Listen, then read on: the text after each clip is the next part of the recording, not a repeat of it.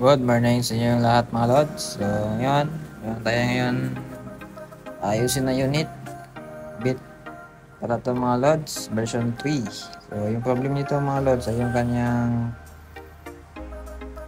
plastic to sa harapan. Pag kinakargahan ito ng mabigat, sumisibog sa mga lods. So ayan yung problema nito mga lods. Ito lang yung technique natin mga lods. So 10 pesos lang to, screw bolt lang, lagyan natin dito. Yan. Para diyan sa sumisibog mga loads, pinalagay yung screw bolt natin dyan.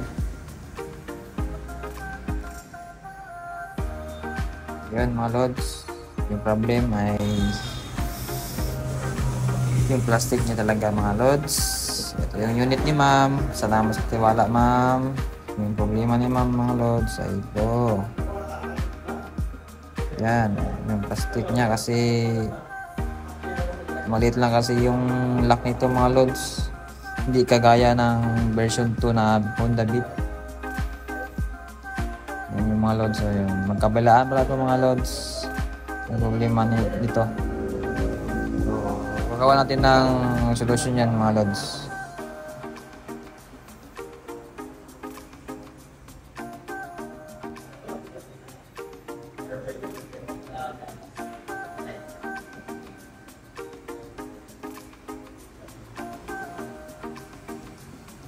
So ayun mga loads, papunta pala tayo nito doon sa bibilhan natin ng screw bolt.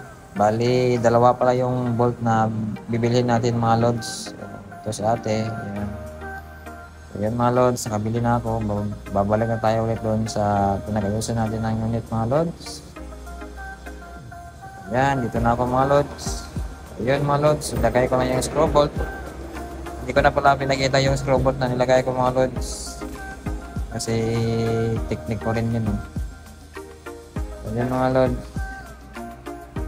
So ayan, ang kabila niyan mga loads.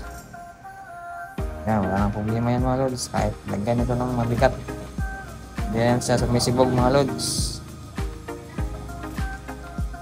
Ayan yung finish natin mga loads.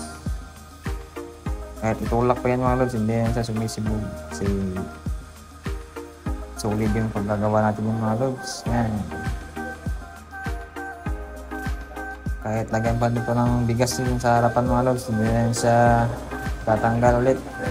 Ayan mga loads, ibabalik na natin yung cover. Saka yung mga screw bolts niya mga loads, huwag natin kalimutan. Dapat malagay lahat. Wala tayong ititira mga loads.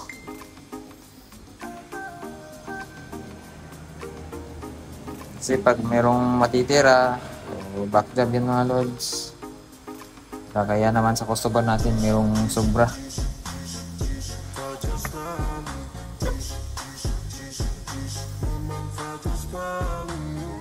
Ako mga loads, medyo hindi tayo naka-uniforme ngayon kasi Sabado. Yung paggamit lang natin ng uniform mga loads, Monday to Friday lang po.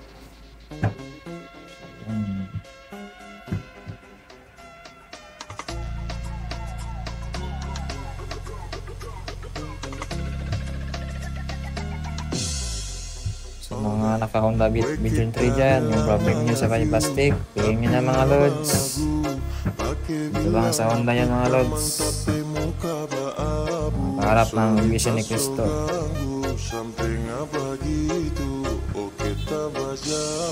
At saka yung magpa-PMS mga loads, punta nang dito mga loads.